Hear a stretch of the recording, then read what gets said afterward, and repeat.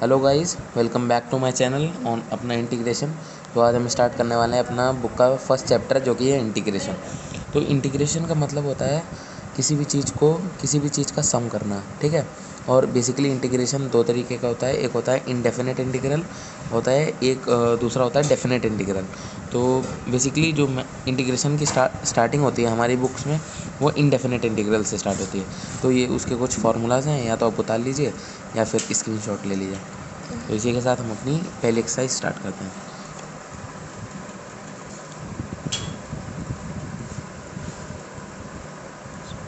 इसका पहला क्वेश्चन है integrate x to the power 5 dx।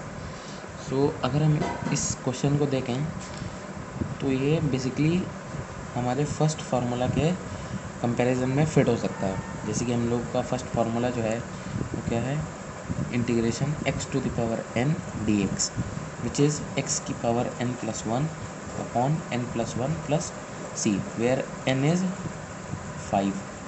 So on comparing it with this, we can use this for our first formula in question first.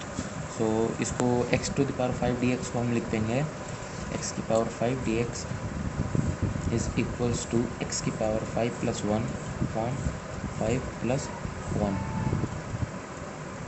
Plus c। तो ये हो जाएगा 1 upon 6 x की power 6 plus c। यह आ गया हमारा answer. अब दूसरे सवाल पर।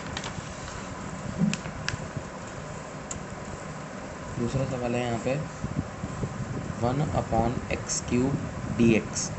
तो इसको हम लोग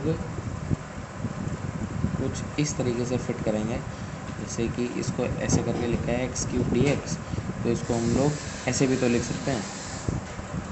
हमको अपने फार्मूलाज में फ़िट करना है क्वेश्चन को, तो उसको क्वेश्चन को बनाना पड़ेगा फार्मूले में रखने के लिए। तो इसको एक्स क्यूब को हम ऊपर ले गए तो एक्स की पावर -3 dx हो गया। अब ये हम लोग को पता है कि ये एक्स की पावर n वाला कुछ फॉर्म बन गया, तो हम लोग इसमें एक्स की पावर n वाला फार्मूला यूज़ करेंगे। तो क्या होता है, -3 dx इज़ इक्वल्स टू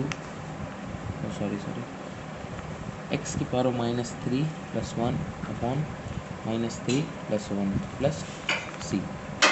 तो -3 प्लस 1 इज़ -1/2, और ऊपर भी -1/2, ऊपर भी -2, नीचे भी -2, तो ये हो जाएगा -1/2 एक्स की पावर -2 प्लस c।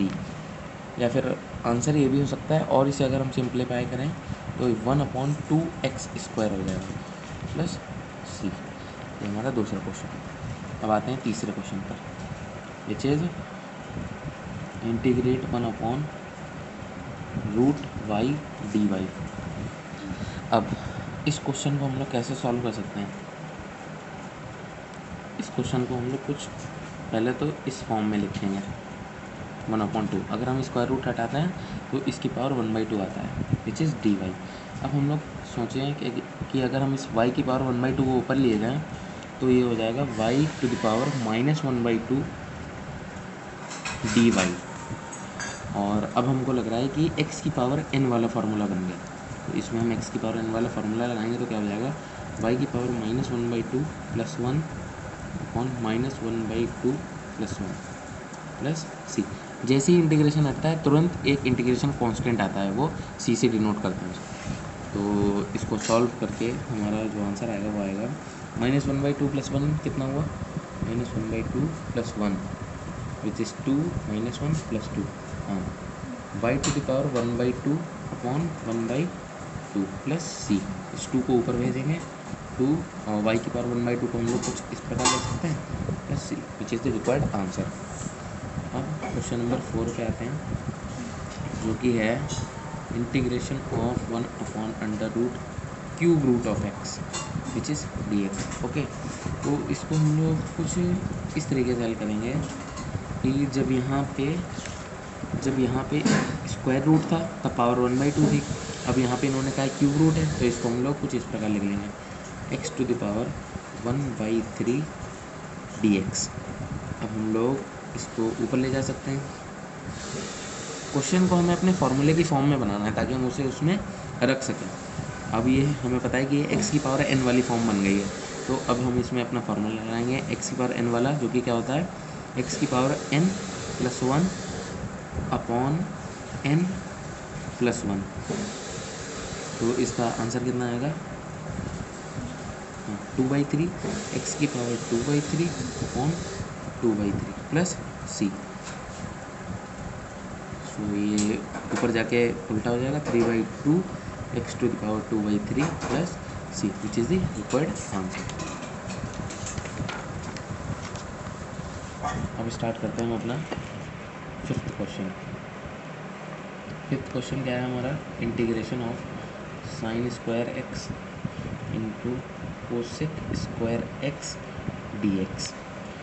तो इसको हम लोग कैसे सॉल्व कर सकते हैं, इसको हम लोग कुछ इस प्रकार सॉल्व कर सकते हैं। हम लोग को पता है कि कोसेक स्क्वायर एक्स जो होता है वो साइन स्क्वायर एक्स का रेसिप्रोकल होता है, या फिर हम लोग कह सकते हैं जो साइन स्क्वायर एक्स होता है वो कोसेक स्क्वायर एक्स का रेसिप्रोकल होता है। ट्रिग्नोमेट्री में 10th क्लास से हम लोग ये पढ़ते आ रहे हैं। तो ये हो जाएगा 1 upon sine square x d x. इसको हम लिख सकते हैं ऐसा, ये साइन स्क्वायर एक्स से साइन स्क्वायर एक्स कैंसिल हो जाएगा, बचेगा इंटीग्रेशन ऑफ डी एक्स, और डी एक्स का भी इंटीग्रेशन क्या था एक्स, इंटीग्रेशन हटा plus c constant, this is the required answer. अब आते हैं हम लोग क्वेश्चन नंबर 6 पे। क्वेश्चन नंबर 6 क्या है, क्वेश्चन नंबर 6 है हमारा sine x into sec square x d x. अब इस क्वेश्चन को हमें अपने फॉर्मूले में फिट करना है, तो इसको पहले हम लोग अपने फॉर्मूले के हिसाब से बनाएंगे। तो ये क्या हो जाएगा sine x, sec square x को हम लोग लिख सकते हैं 1 अपॉन कॉस स्क्वायर एक्स। ये हम लोग को पता है कि इसका रेसिप्रोकल होता है कॉस का। अब इसको हम लोग ऐसा लिख सकते हैं sine x upon cos x into 1 upon cos x d x. ये सेम चीज़ लिखी हुई है ऊपर वाली। तो साइन अपॉन कॉस क्या होता है 10x होता है, और 1 अपॉन कॉस क्या होता है सेक एक्स होता है, सेक एक्स डी एक्स, ठीक है। और अब हम लोग को सिंपली इसका इंटीग्रेशन पता होता है, सेक एक्स 10x का इंटीग्रेशन क्या होता है सेक एक्स प्लस सी। अब आ जाते हैं सिक्स्थ क्वेश्चन पे, जो कि हमारा क्या है seventh question, sorry seventh question हमारा क्या है integration of 5 to the power x d x. तो अब ये हम लोग को क्या पता है, हम लोग को ये पहले सोचना पड़ेगा ये कौन से फॉर्मूले में फिट हो सकता है। तो हम लोगों ने पढ़ा था कि a to the power x dx का फॉर्मूला होता है a की पावर x अपॉन log a। तो ये जो है हमारा 5 ये a का काम करेगा, और x तो ये है ही कांस्टेंट, और ये चेंज होता रहेगा। ये a जो होता है ये वेरिएबल है, और x जो है यहाँ पे ये कांस्टेंट है, ये x ही रहेगा और ये चेंज हो सकता है। तो इसको हम कुछ इस प्रकार लिख सकते हैं, इसका फॉर्मूला होता है a की पावर x की फॉर्म में ये बन गया है, तो इसकी जगह पे हम लिख देंगे 5 to the power x upon log 5 plus c, which is the required answer. ऐसे ही जो हमारा 8th क्वेश्चन है वो है 7 to the power x into e to the power x dx। अब हम लोग को लग रहा है कि ये जो है बहुत ही कॉम्प्लिकेटेड क्वेश्चन है, क्योंकि इसमें a to the power x की भी फॉर्म बन रही है और e to the power x की भी फॉर्म बन रही है। तो इसमें हम लोग क्या करेंगे, इसमें हम लोग करेंगे कि इसको जो है कंबाइन करके लिख लेंगे कुछ इस प्रकार से। अब तो ये a की पावर x हो गई, अब तो ये a की पावर x हो गई, e की पावर x नहीं है, अब ये पूरा a मानेंगे हम लोग, a to the power x हो गई, ठीक है। अब इसको हम लोग को पता है इसका फार्मूला क्या होता है, इसका फार्मूला होता है a to the power x upon log 7e plus c, which is the required answer. ऐसे हम लोग का 9th क्वेश्चन है sine x upon 1 minus sine square x dx। तो इसको हम लोग जब सॉल्व करना चाहेंगे sine x upon 1 minus sine square x को हम लोग लिख सकते हैं, 10th में एक आइडेंटिटी पढ़ी थी हम लोगों ने, क्या sine square x plus cos square x which is equals to 1। तो यहाँ से कॉस स्क्वायर एक्स की वैल्यू क्या आ जाएगी 1 माइनस साइन स्क्वायर एक्स, ठीक है। तो 1 माइनस साइन स्क्वायर एक्स की जगह पे हम लोग कॉस स्क्वायर एक्स लिख सकते हैं dx। तो अब हम इसको सेपरेट करते हैं। हमने सोचा इसको अगर हम सेपरेट करना है तो हम लोग को इसका डायरेक्ट इंटीग्रेशन मिल जाएगा। ठीक है, तो अब इसको सॉल्व करेंगे तो साइन अपॉन कॉस क्या होता है 10x, 1 अपॉन कॉस क्या होता है sec x dx, और sec x 10x का हम लोग को डायरेक्ट इंटीग्रेशन पता है जो कि क्या होता है sec x plus c which is the required answer. अब हम लोग करेंगे हमारा 10th क्वेश्चन जो कि क्या है cos 2x plus 2 sin square x upon cos square x dx।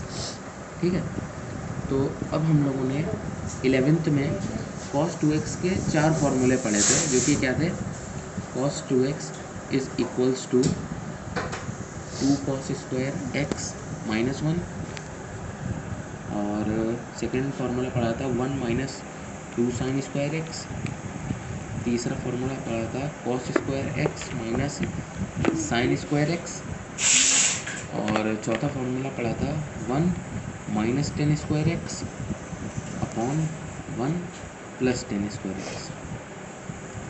तो इसमें हम लोग का कौन सा फार्मूला फिट होगा? इसमें अगर हम लोग सोचें कि हमें अपना सेकंड वाला फार्मूला अगर इसमें यूज़ करें cos 2x की जगह पे, तो हम लोग को क्या हम लोग का इसका क्या रिजल्ट मिलता है? तो cos 2x की जगह पे अगर हम कुछ इस प्रकार लिखें 2 साइन स्क्वायर x और यहाँ पे प्लस 2 साइन स्क्वायर x चल ही रहा है upon cos square x dx, तो ये 2 साइन स्क्वायर x कैंसिल, उसके बाद ये 1 अपॉन cos स्क्वायर x बचेगा dx, और 1 अपॉन cos स्क्वायर x क्या होता है sec स्क्वायर x dx, और sec स्क्वायर x का हम लोग को डायरेक्ट इंटीग्रेशन पता होता है जो कि होता है 10x प्लस c। ओके, चलिए आ जाते हैं हमारे 11th क्वेश्चन पे जो कि क्या है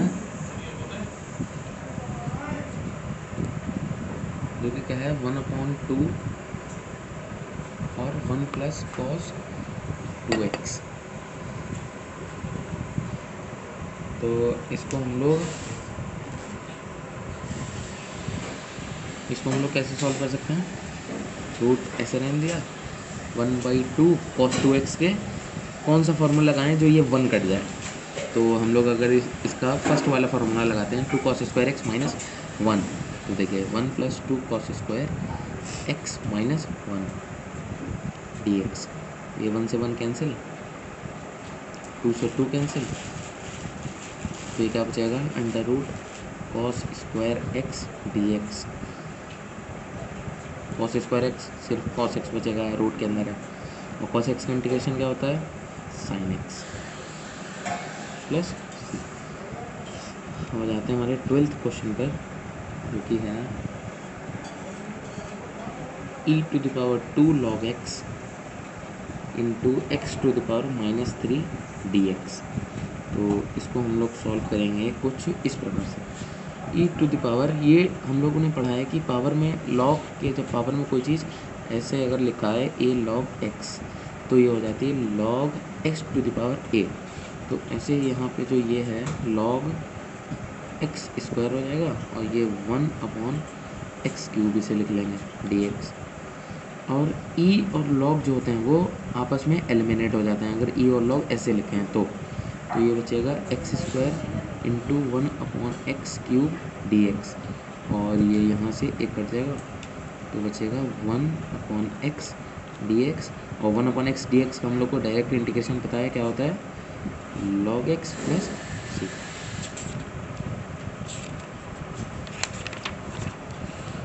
हमारा 12th क्वेश्चन है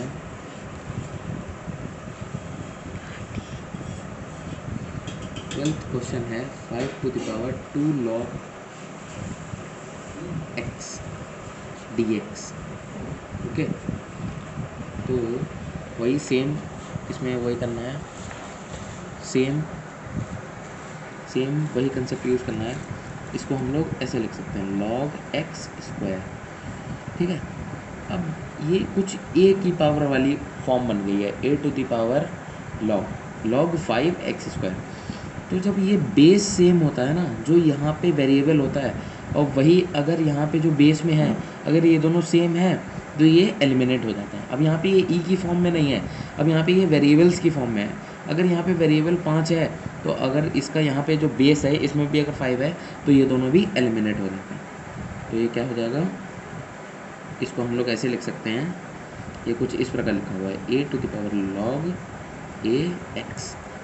अगर ये दोनों सेम है तो ये a और log एलिमिनेट हो जाते हैं। तो ऊपर क्या बचेगा हमारा x² dx, और इसको हम लोग x⁴n वाले फार्मूले से सिंपली इंटीग्रेट कर सकते हैं। तो ये क्या हो जाएगा x⁴2 + 1 अपॉन 2 + 1 प्लस c, क्योंकि क्या हो जाएगा x³ + 3 + c। यहाँ पे हमारी पहली एक्सरसाइज होती है ख़त्म। ऑल द वेरी बेस्ट और पढ़ाई करते हैं।